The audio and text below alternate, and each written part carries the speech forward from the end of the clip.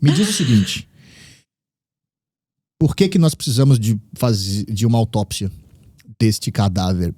É simplesmente por curiosidade histórica, intelectual, ou é para saber exatamente as causas e para que isso não se repita? Por que isso aqui é necessário? Venda o seu livro. A revolta feminina é a mais destrutiva de todas. Ponto. Porque elas têm a capacidade de gerar filhos. Nós temos a capacidade de gerar filhos. Se crianças não nascerem, acabou. Não tem cultura, não tem... Não tem mais o guerreiro, não tem mais o sábio. Guerreiro, não tem mais nada. Então, tá com a gente. Deus deu pra gente, certo? Tá aqui com a gente, né? E a assim revolta como nós feminina... temos uma coisa que vocês também não têm, né? Que vocês têm um útero e nós temos o cérebro. É uma combinação perfeita. Tô brincando. Mas aí tem um problema da questão do cérebro. Olha só. Deus é perfeito em todas as coisas, né? Ele sabe exatamente o que ele faz. A mulher tem o dom da vida. Então, ela tem o poder mais forte de todos. Se ela tem o poder mais forte de todos, ela tem a cartinha do Yu-Gi-Oh! Do Exódia. Ela também tem o poder mais destrutivo de todos. Só que, ao mesmo tempo que ela tem isso, ela tem a capacidade de desligar o cérebro masculino depois de 2 minutos de fala. Os ouvintes masculinos aqui já foram todos embora depois de 2 minutos. Eu tô me esforçando muito. Pois é. Eu sei. É normal, natural. O meu marido, ele desliga. Entra em modo avião. E eu lá. Acostumei já. Mas você sabe por que isso é bom? Eu tô com medo de ouvir. Não, é bom por uma questão familiar mesmo, assim, da estrutura de um lar. Por exemplo, a mulher ela é naturalmente mais preocupada, ela é mais neurótica, digamos assim, tem mais traços de neuroticismo. E se você contar isso tudo pro cara, e ele for absorvendo e ficando exatamente tão neurótico quanto, e absorver aquilo tudo, porra, você não tem mais um homem do seu lado, você tem uma roommate agora, você tem uma amiga que tá tão neurótica quanto você. Então o cara tem que ficar, eu acho que é um mecanismo até que Deus colocou, desliga, pra você não se afetar tanto, pra você continuar calmo, e aí essa calma vai passar pra ela, e aí vocês dois vão ficar calmos. É por isso que eu falei que Deus é perfeito. Ele tem demais, cara, mecanismos perfeitos. Até né? no implantar esta burrice na gente, mas nos homens Satanás é ardiloso. Satanás é ardiloso. Ele sabe de tudo isso. Ele sabe como tudo foi feito, né? Então ele sabe que o cérebro do homem desliga quando a mulher começa a falar. Então ele fala assim, olha, eu vou introduzir a revolta no mundo. A partir de quem? A partir do homem? Não, porque se o homem começar a falar na cabeça da mulher... A mulher escuta e vai falar assim, querido, então isso aí não vai estar dando, isso daí é uma coisa esquisita, né? Então ele introduz a revolta a partir da mulher, porque ela vai falar, e vocês vão falar assim, vai, faz. Tá bom, filha, tá Faz, pode ir lá, faz. Quer votar? Vota. Só doente o meu. Vou fazer uma Libertadores. Vou fazer uma Libertadores feminina aqui agora. Você quer jogar bola? Tá bom. Isso. Quer arrancar roupa? Arranca. Vai lá, arranca a roupa. Isso, queima lá o sutiã. Vai lá. Vai com Deus. Então ele sabe de todas essas limitações, né? Então, quando eu comecei a falar sobre revolta feminina, porra, puta assunto chato, eu concordo com todo mundo. Além do mais, foi papagaiado politicamente, que virou uma coisa insuportável. Ninguém aguenta mais falar de feminismo, de antifeminismo. Lugar por favor, de fala. Eu não aguento mais ouvir lugar de fala, esse termo. Pelo amor de Deus, quem deu direito para as mulheres votarem? Os homens e as mulheres. Ai, foda-se, que se exploda o direito de voto. E o Red Pill que se vangloria disso, fomos nós que te demos. Cara, parabéns. Você nem tava lá, você nasceu em 2004, cara, cala a boca.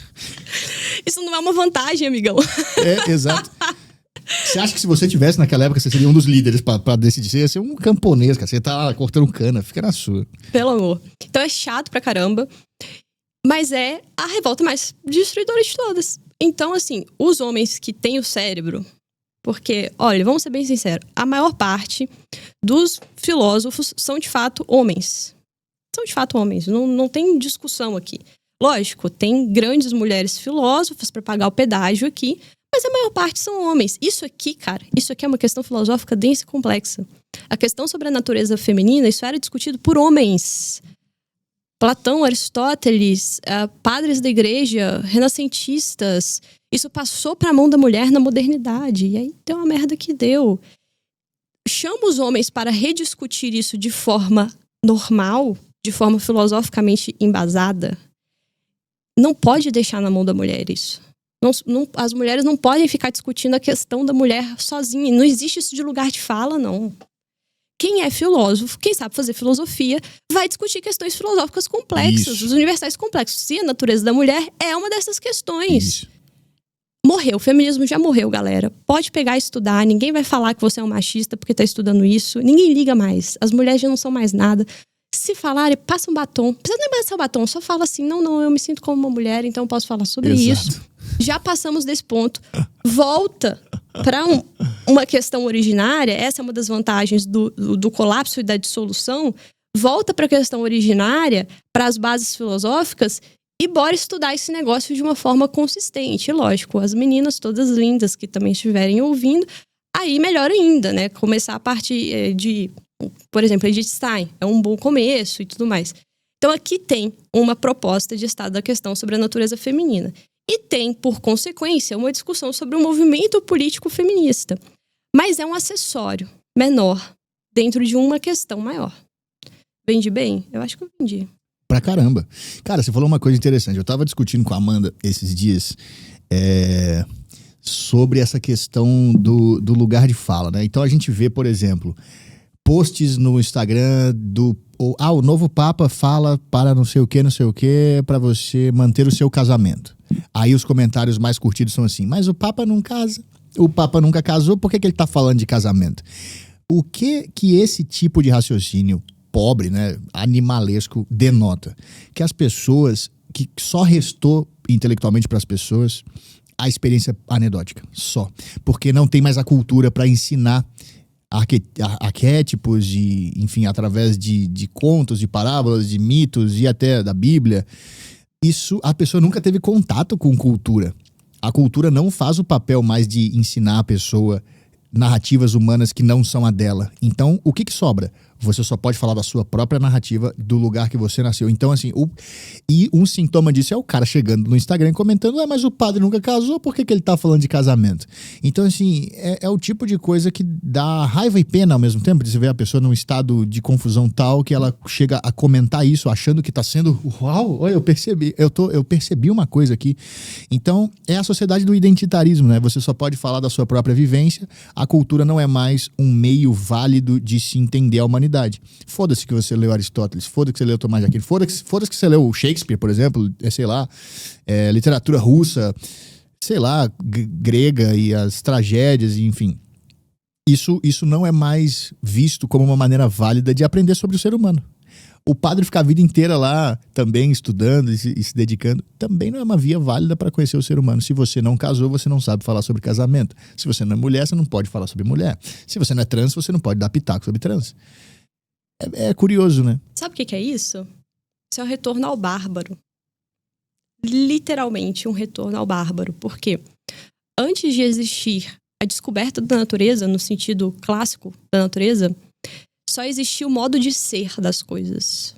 Então, é o modo de ser que determina como as coisas devem ser, né? Certo.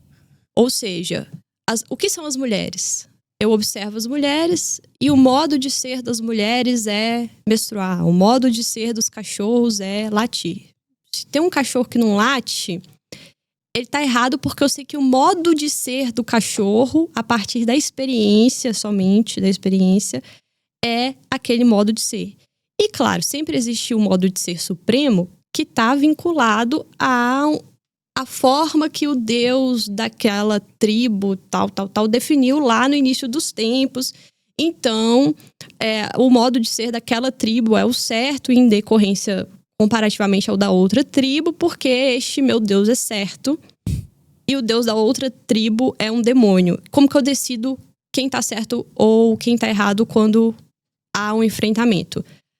Na espada, né? Porrada, meu filho. Quem ganhar, o Deus mais forte ganhou, então o modo de ser daquela tribo é o modo de ser superior. Então, o identitarismo é o retorno ao bárbaro e a formação das tribos. O modo de ser desta tribo, só o Deus desta tribo pode determinar como isso vai ser definido. O modo de ser desta outra tribo é definido desta forma.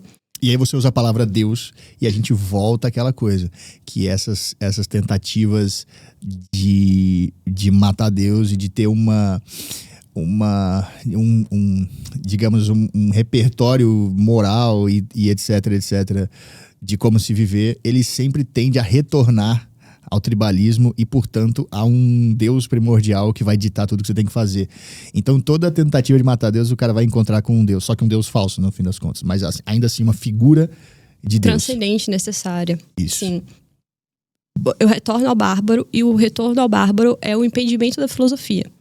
A filosofia nasce para superar os modos de ser e para encontrar o que é o ser supremo. Certo? O que está além desse... O que está além destes modos de ser, deste costume aqui, sem recorrer